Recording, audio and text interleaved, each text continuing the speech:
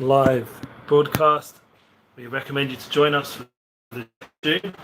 Appreciate you joining us. Thank God. This is a beautiful day in Bat Yam. If you look behind me, you'll be able to see a beautiful sea. Thank God we're in a very blessed place. And everything here is on time. We're just going to be joining in a moment our wonderful host, Lauren Pulver. Let me just come on live now. Let's go. How are you? How's your week going? Hello. How are you? Good. How's your week going? Did you guys sell the house? We didn't sign the contract yet. We're waiting. Please. Crazy. Today. We're praying for you guys. It should all go smooth. Yes, but we did almost. We signed the lease for a house.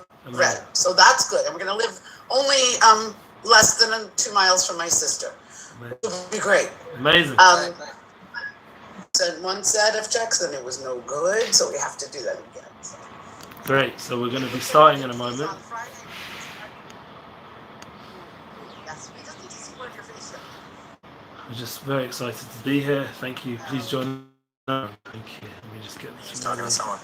I think so too. Okay. I have amazing. to go find my glasses because I can't. Amazing. So we're all here. Should be a wonderful class. Yes, everybody. Mr. Goldsmith, we see your belly. We don't really see your face. Okay, good. Thanks for letting me know. Just getting that better. You're welcome. Oh, there you are. That's Okay. better. We're by the sea. If you take a look, I don't know if it's coming up on the camera. I can see, man. Yeah, so Where are you guys? We're in a place called Bat Yam. Oh, Bat Yam is beautiful. Yeah, so we're all about uniting souls. So really, it's remaining on the soul level still, thanks to our Corona Challenge year, because we thank God booked this place, and my parents are excited. They've landed, everything's ready, and they come to the border control and they say, "You're missing a paper. Go back." And they send them back on a plane within about 20 minutes, and they flew them back to London, and that was bye-bye to my parents.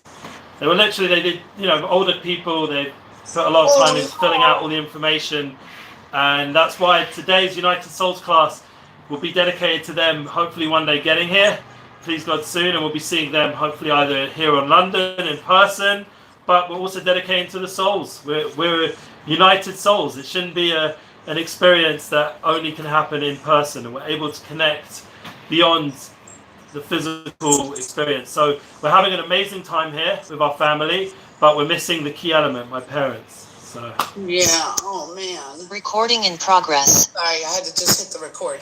I'm gonna run and get my glasses. You guys start. I'll be right there. Thank you. Okay, so thank you again for joining, Jonathan, and please God, this is something that's going to grow. Having you here is such a merit.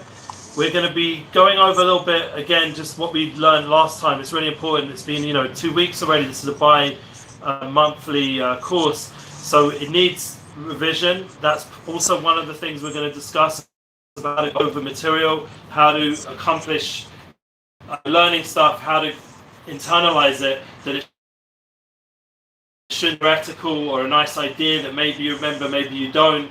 It's very much about impacting our daily life. That is one of our goals in this course, and the focus is on unity, on united souls, on the ability to connect to the soul level and to impact your daily life. It shouldn't just be theoretical, and it shouldn't just be something that people goes in one ear, comes out the other way. You give it over a little bit, or you remember a little bit, but it should actually affect today and tomorrow, the next day, going on the rest of our life, and for myself included, it should impact us to be more unified.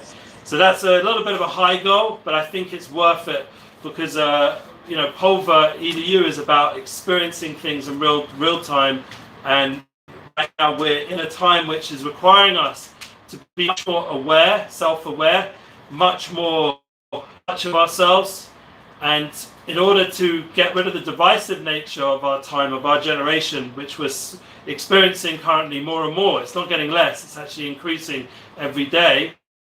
We have to push the acceleration down, get the energy going, get the mind moving, whatever works for you, your heart level, your mind level, your soul level, your energy. That's why I'm a little bit more, you can see my body today. I want you to be able to see not just my head, but the whole being, the whole person, with the sea and everything behind us. Get that energy going, that you should feel that today you're going to walk out this class that's going to impact your sphere of influence, and hopefully their sphere of influence, and we'll make some ripples of unity in the world that will actually make real change and not just theoretical. So that's a big goal, and I think it's worth aiming for it on every course that we do, every session. And it brings us to the beginning of the course, just to go over, like we said at the beginning, we have to go over being proactive. What does it mean to be proactive? So, Jonathan, if you remember, it means to be taking ownership of yourself, not getting into the victimhood, blaming yourself mindset. It's a very common thing, and that's being reactive. Rather, be proactive. Use each opportunity in our life to grow, not to, God forbid, blame people, but to grow. And this is something which all of us, I know myself, has to constantly work on. Like, I can get angry at the bureaucrats that didn't let my parents into the country just now. I can be angry at the system here, or even the world system, that they haven't, clarified and been consistent with all their different policies, and it's created so many difficult situations for people that maybe are completely unnecessary. I could be angry about that, or I could be proactive. And right now, as I gave a class yesterday, in my general concept, so it was a very short one because I wanted to actually apply it, but the idea of being there for the family, making the family first, and we're going to discuss that as well as one of our previous points, the prioritizing what's important. And that was my goal. Once I had the situation, I can't, I have to first process the emotions.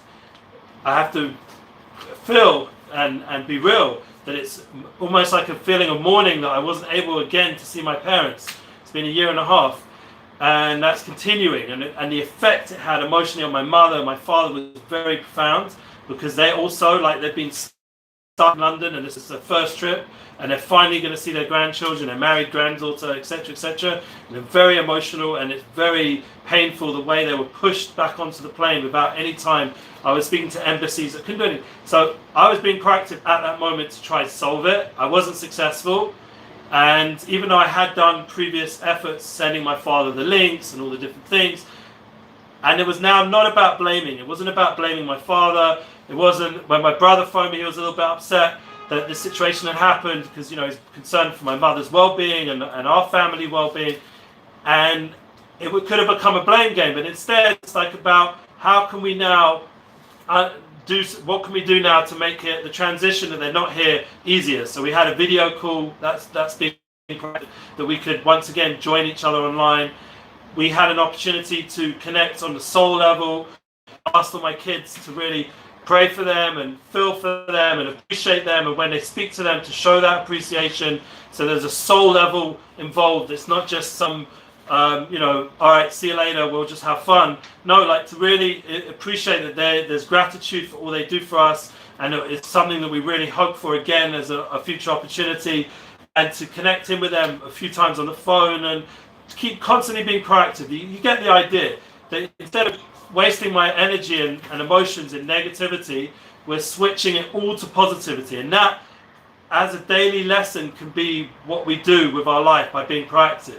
It's not something which once in a while. It has to impact our choice of how to experience life, that we bring the idea of soul and unity into that moment, that my parents are one with me. I'm never disconnected from them. And even when they pass from this world after 120, please God, that's like a Jewish thing we say, after 120, but the idea is after they've lived a full life, that's what it really means, that when they've lived that full life, that we're still connected with them. There's never a disconnect to our parents. It's obvious. Even the most uneducated person has an awareness that there's an intrinsic connection with. You can see the most far off person in terms of intellect or inner development, but they'll say, I love my mother. I love my father. There's something deep there. And therefore, these are the kind of, once again, as we spoke about last time, these are the long-term ways of living. These are the long-term emotions. These are understanding values that can impact the now in a healthy good way, not in a, God forbid, in some sort of codependent, like weird way, but like a really healthy way, because they're eternal truths. We have parents, we have, hopefully if we're meritorious, we have children, yeah, we have an opportunity to be part of a legacy. These are very profound things, and this is something which bridges the scenarios of life, because we're always connected into that. It's like a three, as it says in a beautiful sefer in a book in our holy scriptures, about a three-ply string. Like a string that you put three threads is much stronger than two or one. And when they're bound up and twisted together, it's almost not impossible, but it's very hard to break. So when those three threads, three generations are connected, if you're meritorious, or even if you're not having children, you still have your father and their father, or your mother and their mother. These are like realities of life that the world is trying to like confuse us about, but there's no confusion on the soul level. This is truth, and truth that's forever. And that gives us a grounding that I'm connected to my parents no matter where they are. I'm connected to my family no matter where they are. And that is a very comforting thought when you're going through a challenging moment where you feel like you're being, God forbid, attacked. Like, say as a nation, we're being attacked. Like physically, you can feel very concerned, and you should. But you also have a comforting thought that you know that we're a family, that we're together, and we're going to get through this. And that's a much more profound way of dealing with things, rather than it just being some isolated experience, which is what happened to a lot of people right now with the corona story.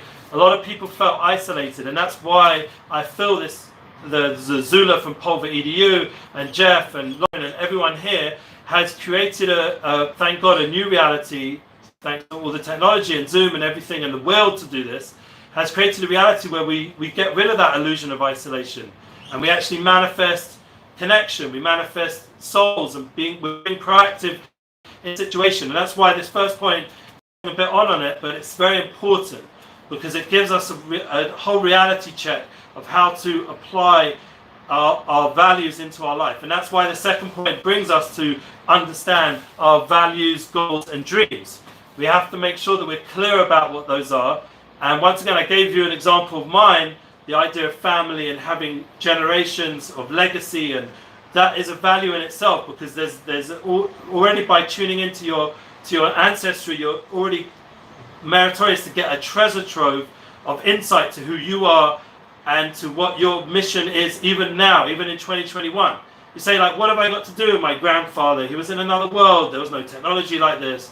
My personal grandfather was a seamstress, and in Yiddish you call it a Schneider, but I think I don't know, someone who fitted suits. A tailor?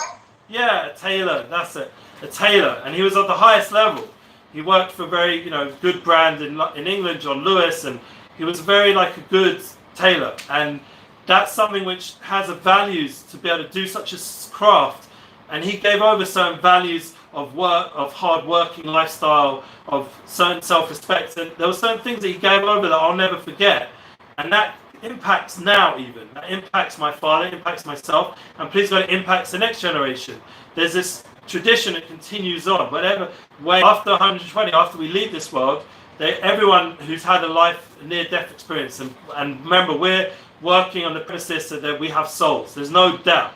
Like, there are some people nowadays who are cynical enough to say there's no souls, and they themselves call themselves cynical. That's what they told me when I asked them, why don't you believe in souls? They said, bottom line, I'm just cynical. They didn't say because of some good reason. It was just being cynical. So there's no reason not to believe in souls. So after we leave this world, we encounter souls. That's one of the first things people say, the near-death experience, that they see their relatives come to them. And I remember my grandparents, who were not religious in any way, or very traditional, but not religious at all, when their spouse left the world, they often had visions, many visions, before they left the world, of their spouse still in the room with them, still with them in special moments.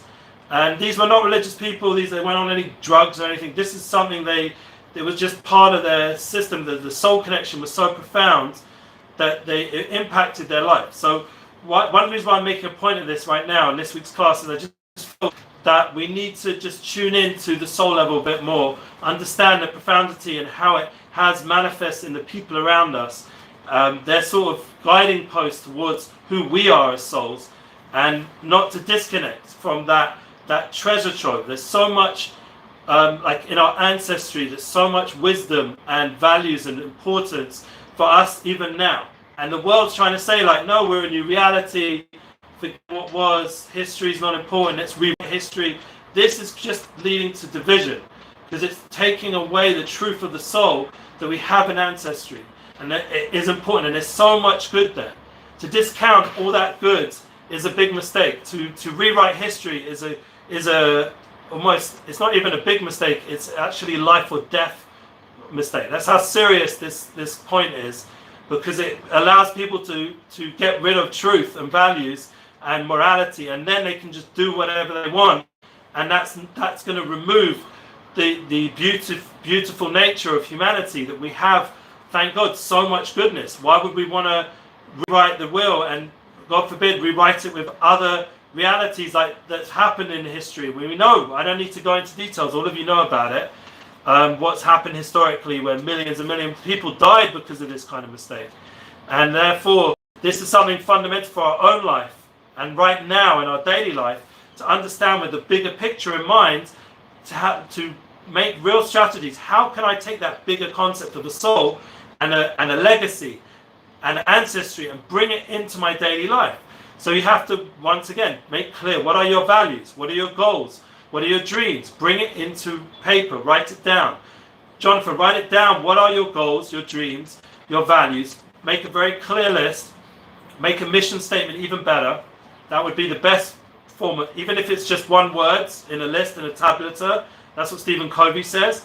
Or, to even better, have an actual mission statement after you've done that clarifies all those goals and dreams and values into one line.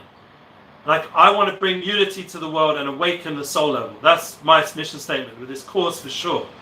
So now that clear. So whatever it is, Jonathan, in your life, I want to impact, the police force with a higher set of values and whatever. I want reformation, but it's going to be based. The reformation is not going to be based on some newfound, belief from some quack job. It's going to come from true values that have been tried and tested all the generations, and something that's worked, and it's caused a progenitor to continue, and it's been effective to survive all the disasters and tragedies of this world.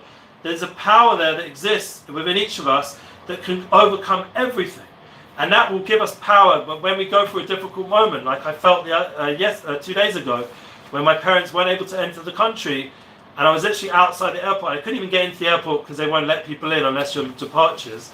So they're still being inconsistent in that way. It doesn't make sense. But it wasn't about now shouting at people. It was about, how can I do something? So once the first thing was British Embassy, Israeli, get to the point what you need to do. Don't waste your energy blaming. Get to what can you do at the moment. Now, don't take it out on the people around you, the negative feelings you're feeling on your brother or your wife or whoever you're with, your children. I'm now still with. Comfort them also, because they've gone through trauma. My mother went through trauma. My wife went through trauma. Now my parents aren't here. My kids don't have grandparents to see. Comfort those people. There's so much more important things than our own ego or our own frustrations or our own agendas of what we hoped financially come and they'd pay for things more than I would. For example, now I'm going to have to pay myself. Okay, so then I'll have to pay for myself. That's fine. Yeah, like you shift everything. You see how it makes an effect on how you focus, and then suddenly you go through a difficult moment in a much more proactive, successful way. But it's a lot to do with the values and goals and dreams of what you really care about, and your mission statement, what you're about, that will impact that moment, and it will give you the ability to overdrive or overcome your emotional initial reaction. You have initial reactions. You're a human being, and you're allowed to feel those feelings. The difference is what you do with those feelings. That's an important line. You're going to feel, but now what you do with those feelings. The key is not to let the emotions control you. Rather, take that energy and now be proactive with it, and that is impactful in a daily life. That is, and to understand that comes from a soulful place. That is having a high awareness of a higher purpose, of your mission, of your reason for being here, that you allow it to impact your daily life. It shouldn't just be something that's left for a prayer service. It shouldn't be something that's left for meditation. It shouldn't be some spiritual thing you do once a week. This is talking about affecting every moment of your life with positive, impactful, proactive approach to how to process challenges. And that's just one personal example put in there just to make it a bit more like in reality.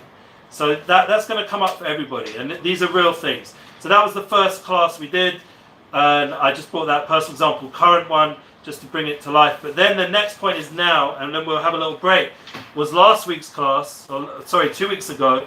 We spoke about how being more effective and focused so we don't get distracted, and that's a lot to do with time prioritization. And everyone liked the idea that we focused on together, and that was thanks to you guys. It was inspired to be more emphasized last time about the long-term plan, the long game. That when we have that long plan of what we're trying to do in our life, so then we have a much more ability to maneuver in the day in day out life, because then the day in day out life is not the be end and end all. So we're able to have bigger priorities and able to plan our day with that bigger long-term plan involved. So the daily struggles, like you have to sell a house, rent a house, whatever it is, rent a car, put the car back. These are daily struggles, but they're not the long term. The long term, you have a much bigger goal in your life than just the house.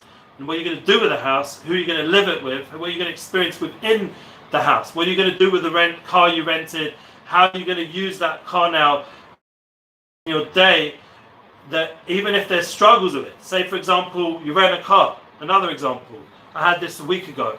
You rented a car, you took pictures before and after, now you bring it back and the guy says there's damage you did. But you show them pictures. Now, exactly, from a divine place comes out that the pictures you took, you missed that one place exactly. It wasn't a perfect picture, so there's room to agree to disagree. So now you say to the people, you say, look, it doesn't look on my picture that we did the damage. I don't know, maybe someone did it in the time you went to check on it. For some reason he wasn't there. Maybe it got damaged some other place. But rather than us disagree, I'm going to rent your car again. Yeah? I don't want to get angry. You don't want to get angry. I'm going to rent your car again. I don't want to get in dispute. I'm going to be a good customer. I'm even going to advertise your car rental. I'm going to I already did actually. I even put it up on a post and I showed how many people liked it, and I see my wife's so happy and all this stuff. And I'm going to use all these different leverages rather than go into is broken, it isn't broken. Use all these different leverages to customer. You want to have a new customer that's going to give you a lot of business. Not only that, I'm also giving you free advertising. You don't have to pay me. I'll do it because I appreciate your service. I'm going to give you good feedback publicly. I know much more people than you do. I've seen your Instagram. You've got 50 followers. I've got 4 followers or whatever it is. Yeah. And my leverage is massive. So you want my input. You want my circle of people to start using you when they come here, etc., etc. So suddenly the guy went back to his management, and the management said, "Leave him alone. Forget it. No damage. Don't worry about it. Come rent the car again. End of discussion." And then he ended off and said, "By the way, we never do this for anyone." Yeah. But it was all about positioning yourself in that situation and expanding the situation to a larger picture of who I am, what my mission is. My mission is to stay connected with this person. Every person I disconnect because of a bad business situation is, for me, a loss. I don't need to prove I'm right. I need to prove that we're right. We're collaborative. And that's the next point we're going to get to, the idea of win-win. In business, once I've done that inner work, that private work, I've sorted myself out. I know that I'm proactive, I have my goals, I'm effective in time management. I've done all that work. My schedule, everything is focused. Now, when I go to these people out there, like the car rental guy, I'm about win-win. Because my larger goal, my larger purpose here is to win. I'm not here to lose, and I'm not here to make him lose also. He loses, I lose, because now I don't have a place to get my... Yeah, because it turns out my wife's a new driver, and to find people that you can rent from a car is not so easy, yeah, for when you're a new driver. I don't know if you've had that experience with someone who's a new driver, but it's really hard to find a rental company. He has that leverage. He didn't use it on us, but I know in my mind, I better keep a relationship with this guy, but I don't want him to take advantage of me also. And that was the balance. And we both came out win-win, and I'm renting his car again. We took even better pictures this time, so we can be even more clear if something happens. And I've already, this is the next point, and this is really important. I've already made in my mind a clear decision that I call it in Hebrew, shalom bayit money, or chesed money. Meaning I have a set aside amount of money in my life all the time, no matter what, a few thousand, whatever, and I set that aside. And if there's going to be an argument, I'm willing every so on, when it's, you know, when there's no room to resolve it, I'm willing to give in and pay. What is that? What's that leverage? What leverage does that give me? It gives me amazing leverage. My kids break something, that's that money. My wife knocks the car when she's driving, new driver, it happens, that's that money. The guy wants to rip me off, I can prove I'm right. Do I want to lose this car rental place as my option? For one time, he gave in, this time I'll give in, and I'll pay for whatever damage he's claiming. I'll say to him, I'm being very, you know, it won't be a walkover, a pushover. There'll be that discussion that I'll make it clear. But this is really important, to have that money or some sort of way of resolving our potential conflicts and arguments in business. And I mean, the same thing with larger deals. Like, you have opportunities to make people. Make sure you put in a beautiful book on it's called Gemachim or Chesed, kindness. And having kindness is really, really important in everything you do, and especially business, especially money matters. Having that set aside that funds, and it's from his idea, setting aside funds to not get into conflict. Think about it with marriage. How many times you could have avoided an argument if you would have had that in your toolkit, and you would have just said, you know what, it's not all about money. Money comes, money goes. I'm the long-term game here. Yeah. Not only that, I'll tell you something more deep. And this is not so much from my course, this is from my job. I work for a holy person in Jerusalem. It's, you know, I don't like to bring what my work is into this, but here and there, like, I think it's really relevant, because this holy rabbi, his name is Rabbi Shalom Arush, he wrote bestseller books, amazing books that have sold more than I think any other Jewish book other than the actual Bible itself. And his books, one of the points he says there is, in order to have blessing in your life, to have that abundance we're all seeking, it's often all about not getting into dispute, anger. This gets rid of blessing. This gets rid of having. Now just think about it practically. I was talking about it practically. If you get angry, then you don't have room in your mind to think clearly, so you can't make good deals. If you use that time to fight with people, you could have been using that time to doing 10 other deals, and you just resolve that deal. It takes 5 minutes to resolve instead of 5 weeks of dispute over a small sum of money. You let go of it, and then you just did 20 different deals. All that time you could have wasted over something small. That's why it's really important to keep every situation focused on what you're trying to get out of this. Is this really worth it? It's not about being right, as the rabbi taught me many times. This rabbi taught me that it's not about being right. It's not about criticizing the other person. It's about doing right. It's about being a mensch. That would be the best word. Being a person that has values that we've just talked about.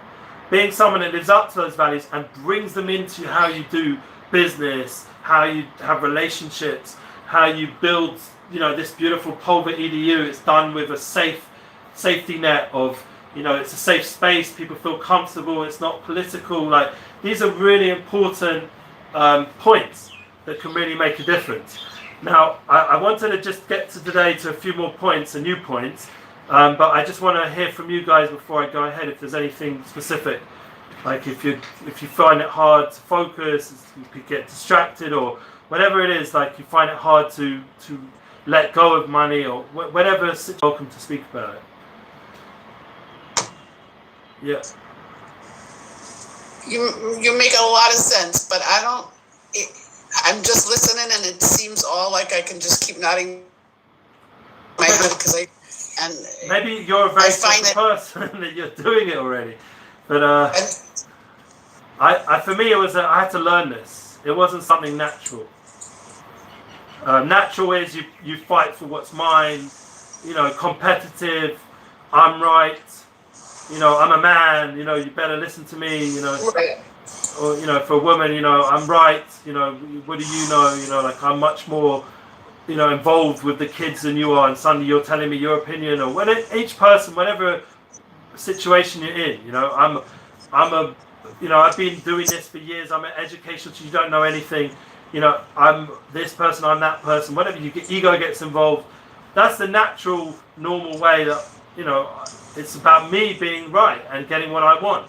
But then you have to undo that, because that's like a baby, that's like a child.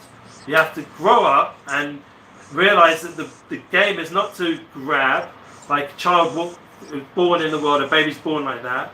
A person leaves the world like that because that's the truth. In the end, you don't hold on to anything. You've got to let go.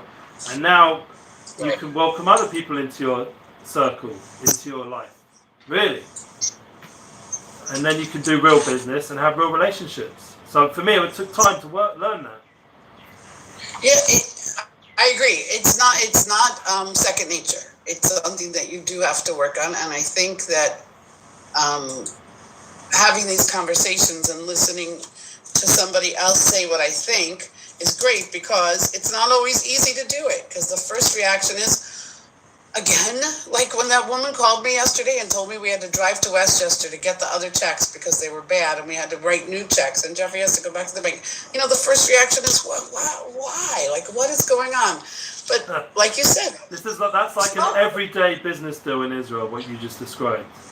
Imagine that, trying to run a business and dealing with that kind of back and forth. It's so hard. Yeah, but it's really hard.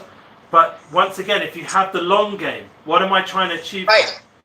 And then then you can actually chill a little bit, because you're already expecting this. When you live in Israel, you're already expecting all this kind of stuff. That's true. You're expecting your bureaucracy that doesn't make sense. You're expecting them to send you back again. You're already almost ready to come back again before they've even told you to come back again. Right. So it's the first step for coming back. And they look up at you at the desk and they say, "You've got everything you need." You're like, really? You don't believe that?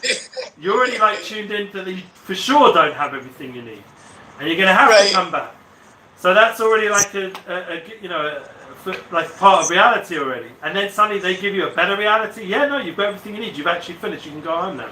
Amazing. Oh wow. Yes. When that happens, Exactly. like here, whereas when you're coming from a place where the service level is much higher, like America, US, when I've been there, the service level seems to be on a much higher level than a lot of places in the world. Customer service is actually like a high level of training, and they have HR on a high level, and everyone's like going through trainings and growth, and they're aware of all these ideas. So then you come to a place like like another country where they're not. It can be very traumatic for people. Like I just listened to a podcast, an interesting point that came out from Nissan Black. He's one of my artists I work with, and he's coming on to our show this Sunday. And he's doing a new podcast called The Deal. And he had an interesting guest, but one of the points that came out that really moved me was in Israel, seemingly this person said, I'm not saying it's for sure like this, but it seems like this. And all the things I said before as well, it's not always like this, but it seems like this. That people don't know how to queue up. I don't know if you remember that, Lauren, when you were here. The queuing system is not so effective, yeah? It's not. It's a little bit. So now this woman said an interesting point. She said that a lot of the people come from descendants from the Holocaust, and to queue up, stand in a line, meant the Holocaust, meant the most traumatic thing they ever experienced. So standing in a line is not something they ever want to do again. And that was so ingrained in the culture. I mean, I could think of some other reasons as well, but that's what we're going to quote this lady, and that comforted Nissan finally after all these years of being pushed out of line and and people pushing in. Suddenly he was like, wait a minute, like there's something to this. It's not coming from a bad place. It's coming from trauma. It's coming from all kinds of historic reasons. It's not just whatever, like horrible people get out of my way. Yeah. It's something very deep, and then you don't have to, once again, you don't have to take it personally. It's nothing personal. It's something that needs to be fixed, but it's going to be a long story till it's fixed, that we can have patience with it. can have patience with the process of people that went through such trauma, and they're still, they're very hard. They've been through many wars. So you can have patience with the culture and the people. A different way of viewing them rather than coming down on them. Why are you like this? And I'm living here. Why can't you be more American or more English, more polite? You start to no. Wait a minute. And this can affect how you live. Like, you can literally be in a better mood once you have this awareness. Now when you come home after being pushed out the line, you're just laughing about it to your wife or to your kids. You're not coming home like taking it out on them now and continuing the negativity. It's a different life experience when you have this higher way of thinking and a deeper, more empathetic way of thinking, more soulful way of thinking. And these are just many examples that you're going to have to constantly work out yourself, or listen, open your heart and eyes to hear it from other people. Like you said, like you're talking out your thoughts, which is a compliment. I appreciate that because I hold of you in a high esteem.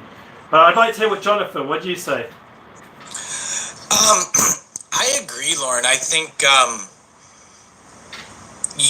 Ellie, you kind of reiterated a lot of my journey to get to this place of inner peace, right? And now it's just going to the next level. What pops into my head with my work, and it's funny that you use renting a car, because I worked for a rental car company for 5 years. Wow. And wow, would it have been nice to have someone like you walk through my doors, right? Because nobody gets mad at the insurance company. Nobody gets mad at the body shop, right? They get mad at the poor little high school, college kid that is trying to just make a paycheck, right? But we can talk about that for hours.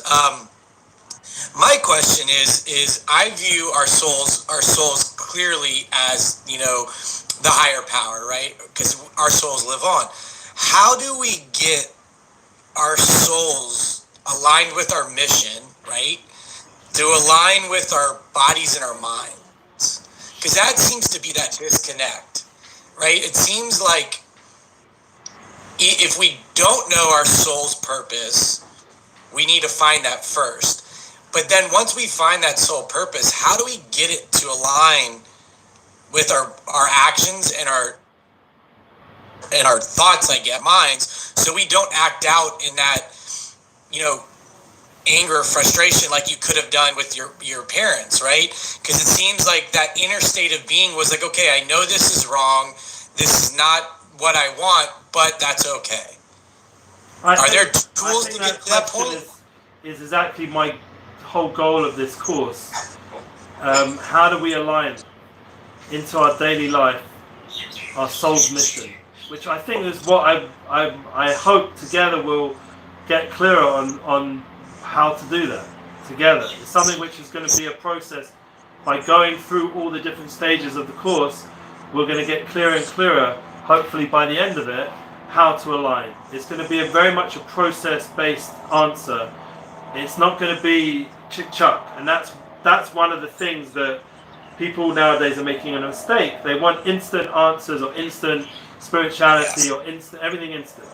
It's actually not. It's a process, and that is, once again, that goes together with the patience, with the long-term goals. It's very connected. It has to be a process. That's like what's happened with the Zula, for example. It's been a process of development that we've developed relationships that we can have a Pulver EDU that slowly is growing, thank God. Rather than forcing it and spending loads of marketing dollars to make it this big thing, but then it misses that healthy process that we're all having here. And that's really good. That's really the right way to develop something, because the world's always trying to pressure you. You need to make money, you need to make a name, you need to have numbers. There's always this pressure, but that's not the true. The spiritual value system is much, like as you said it very nicely, Jonathan, is the idea of calm and inner peace. It already, though, you use those words because that's, once again, the measuring stick is a much higher level measuring stick than numbers and money and external success. So you're already knowing that inner peace, state of calm, the soul, the alignment. You even used another word that I haven't used, which is an amazing word, alignment. All these are very deeper ways of measuring that reality of how successful, and that would be an important point that we're going to say. The idea of win-win is also to understand that you're winning. You are winning. Give yourself some credit. You're doing this course, that's already a success in my opinion. For me it's a success because I get to sit and talk this out, what I consider world-changing points, even if it's on a very small audience, but I'm excited the ability for it. Once it's out there, it's manifesting, and Lauren and Jeff are creating that vessel for it, it is going to go global, because I believe once you've said the words and once you've made it, even on a smallest level, so the same with your life, a small little level, you're manifesting some of these goals, you're aligning a little bit each day, you've already brought in a very deep experience of infinity into a finite realm. That's the understanding that your soul is infinite, and every time the soul impacts this finite reality, you have entered a realm of success which is infinite. You've entered a realm of impact which is infinite. You've brought down the truth of humanity, the goal of humanity, the purpose of humanity, and your own mission of being in this world. You've manifested it, even for a moment. And that's the true measuring stick of the soul, is about very small, minute successes. It's a different way of thinking than the world thinks. The world is creating division because everyone's trying to divide up a finite amount, a finite reality. They're not allowing the infinite to enter into the finite and expand their reality much more. They're limiting it. And it's a sad state of affairs when you see people fighting over a piece of cake or a cake itself. Everyone wants a piece of the pie. Why does it have to be a pie? Who says Ellie, not to interrupt you, but that's exactly what is happening in policing. And that was so profound for me because it's so finite. And there's a talk by, I think it was Simon Sinek, that compares Apple to Microsoft and how finite versus infinite works. And how do you bring that infinite mindset?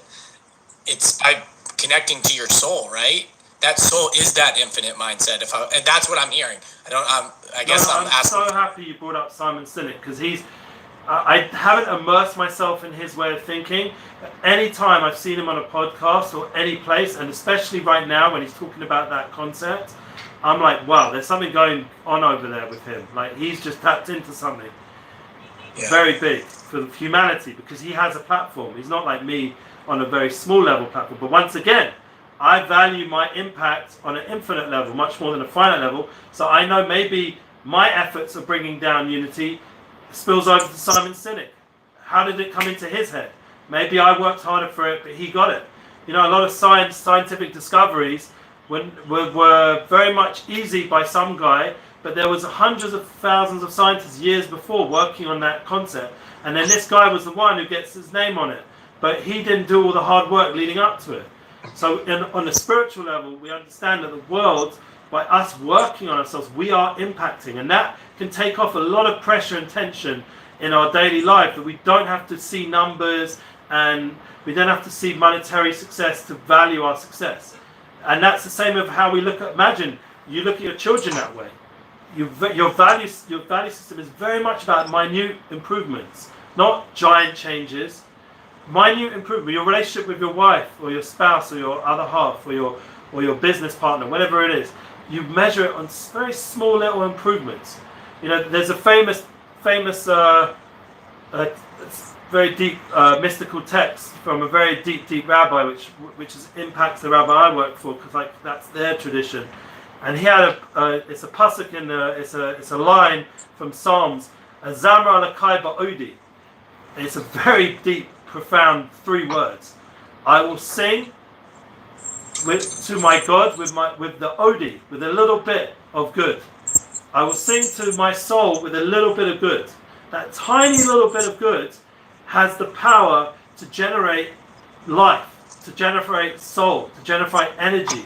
And it's a tiny little minute spark of infinite godliness It's within every single person and thing that if you sing with that, you focus on that part of yourself or part of that other person you're dealing with, then you will sing. You will have a positive experience. So singing is expansiveness, is making melody out of disharmony, you're making harmony. So singing represents and it gets rid of a lot of the negative energy around. So when you're singing with something, you're embracing it fully and you're experiencing the moment and you're experiencing that godliness that exists with it, and that infinite, people don't like to use the godliness, but the infinite power that's present in that moment, the infinite energy that's present in that person. So now you take that little bit of good and that point of goodness, you emphasize that. And that's how a person can suddenly have an amazing mission statement, an amazing impact in a meeting, because now you're not thinking about the long whole thing. Although maybe the first 20 minutes wasn't that great, the last 20 minutes was there, but there was a moment there, like you said yourself. You just said something profound. You said it yourself. There's a moment there where there's something that just impacted. Then it was worth the whole hour just to get to that point. And that's going to be again and again with your relationships, with your business experience, with your policing, whatever it is. There's going to be a moment where you were a good police officer. And you have to get congratulated for that. The world now is all about how policing is complete failure. It's only associated with mistake, darkness, and failure. Yeah? Nothing good. And that's a complete mistaken way of trying to build something. You can't build something with that mindset. You're just destroying it. And what are you replacing it with? Nothing. So you have to rather take what exists and build it from within with good focus in on the good parts. I don't want to be political, but I'm just trying to explain where the world is getting so divisive is because they've lost certain understandings which have come from a deep place, but everyone, once you hear it, knows it's true. You know, once Simon Sinek puts out a book about bringing the infinite into the finite, everyone, it sounds a bit strange, but once you hear it from someone who's such a business success, there must be more going on there. And that's why I'm curious to learn a bit more what he's saying over there. And now that's got me excited because I want to go research, you know, how someone is able to explain that. How can I bring infinite into my business life? How can I bring the soul into my business life? How can I align, like you said? How can I align my daily life? So I would say a very good piece of advice is to start with very small moments, small experiences, small goodness, small experiences of goodness, and build off that rather than trying to, because it's interesting because you've got to think in a larger way, but when it comes to assessing success, you have to think in a much more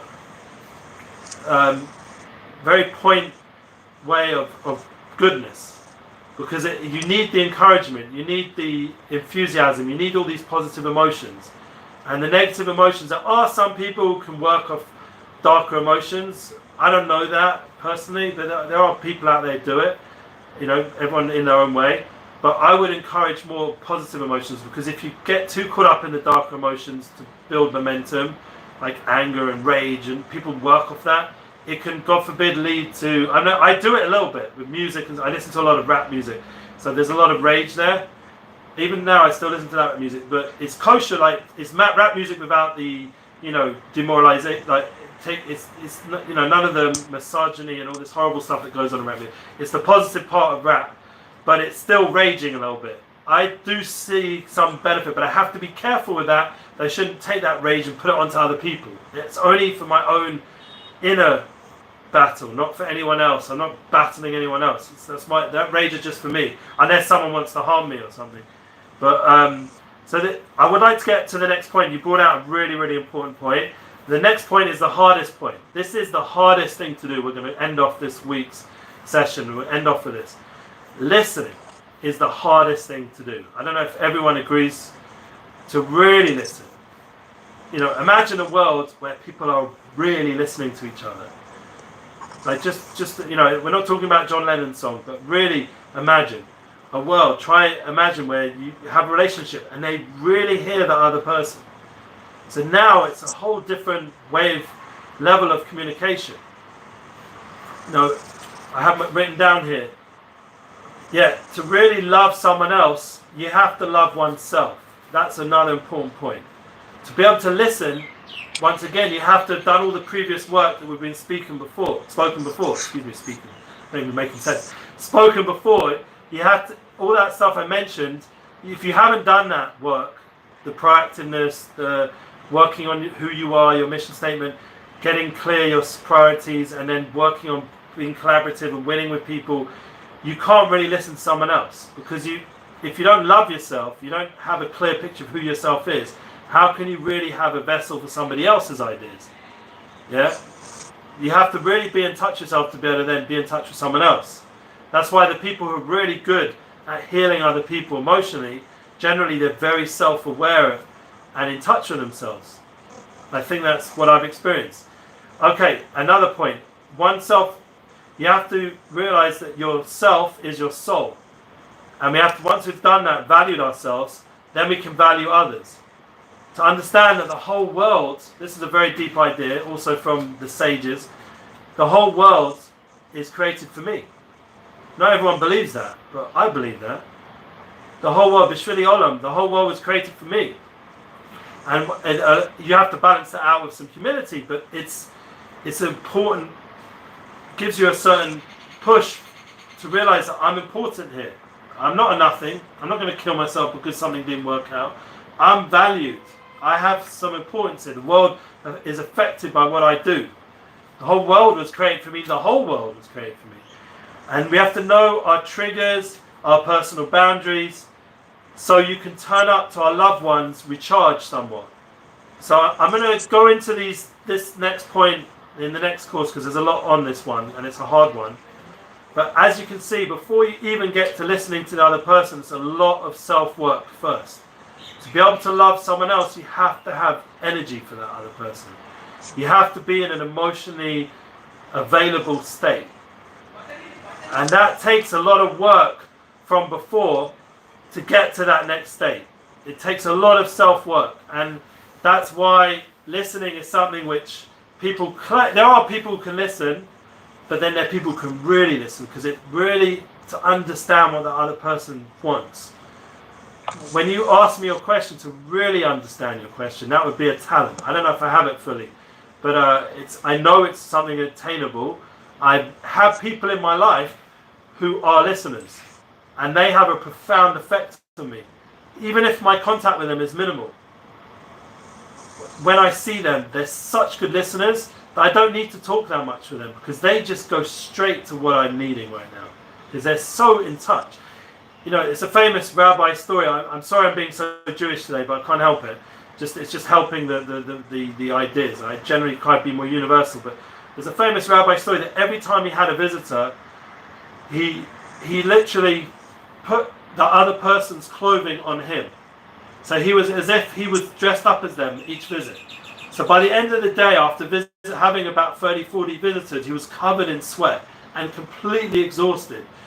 And so the person helping him, that's one of the things I do, I help such a rabbi, I said to him, why is the rabbi so, it wasn't hot. I made sure the room temperature was fine, and, I gave drink the whole time. Is there something I'm doing wrong? Like, why is the rabbi so covered in sweat and so exhausted? This is a normal day somewhat. He said, if you just change your clothing 30, 40 times for all those 30, 40 people that just walked in, you'd also be covered in sweat. Yeah? Because the effort of going out of yourself and really becoming that other person for that meeting is so intense and takes such a level of selflessness that most normal people don't even bother. Yeah? But there are special people who do. So like I'm saying, so you don't need to be with them long, those kind of people, because they're just like so tuned in to who the soul level. Like, I can walk in front of these people and they know my soul on the lead, and it's not even something I can speak about so much, but it's just as an experiential way. Like, if you come to Israel, come with me and meet one or two of these people, you'll see that there's a different soul experience, and they're experiencing souls rather than just agendas or people. And it's very inspiring to know that there's still people alive in this world with all of technology and with all of the agendas of so many different forces out there to try and get you be completely involved in their agenda, that there's still individuals who haven't given into that and are lights of soul and inspiration and are able to be selfless on a true level. That does exist. Human people you can actually trust, that actually have a soul, that manifests goodness almost all the time. I don't say they're completely perfect, but as good as it gets, they're there. And it's amazing that there are human beings alive, even in our time, that are soulful and inspirational. And it gives a lot of comfort to your soul, and it gives a lot of belief in your soul. And that's one of the reasons why it's important to be around those kind of people. The people you're connected to, you should have some people in your life who give fuel to that kind of way of being. That will make a big impact. That could be the person you're married to or you're in a relationship with, hopefully, which I feel like I have. Or I'm very blessed in that way. Or it could be even a guide that you have to go to. And like I said, it doesn't have to be long. It doesn't have to be like a guru. You have to sit there for 6 months and sign over your life to him. We're not talking about that. We're talking about people that don't want nothing. There's a genuine relationship. And that can empower the soul level.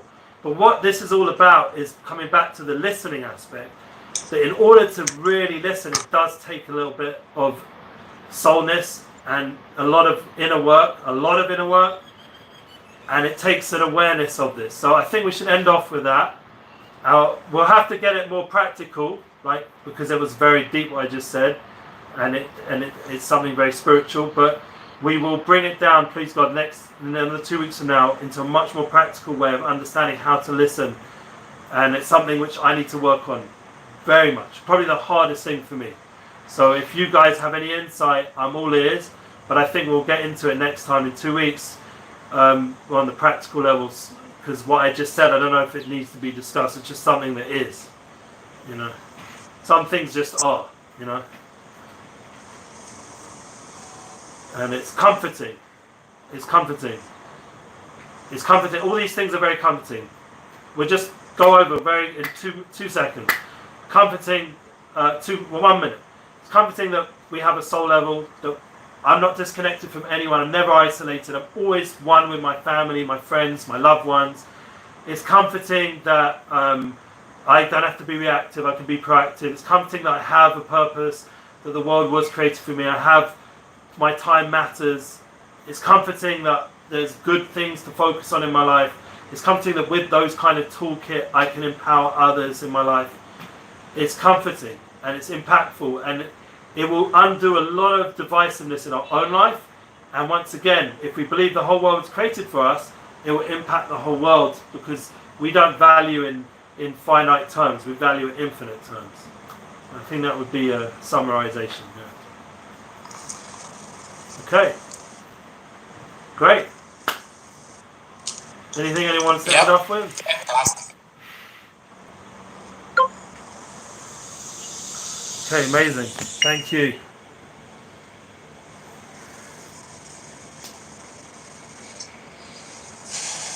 Speechless. Recording stopped. Oh.